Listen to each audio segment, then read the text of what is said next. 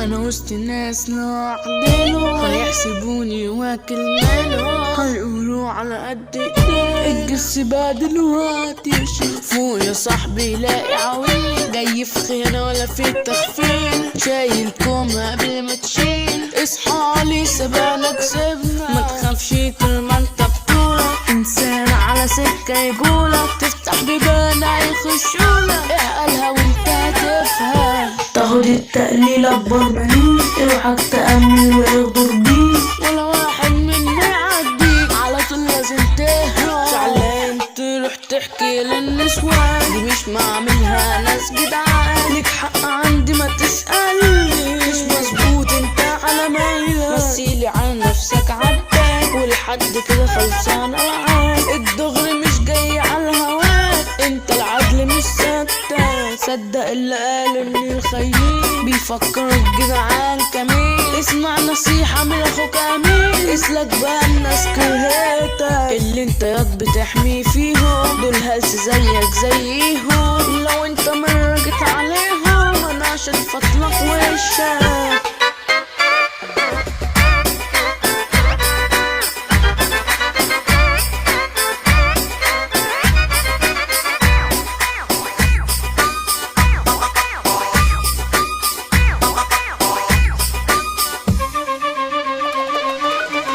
المرشدين مش سايبانا وطموحها نبقى في زنزانة، مش زي الناس التعبانة اللي على طول تكره،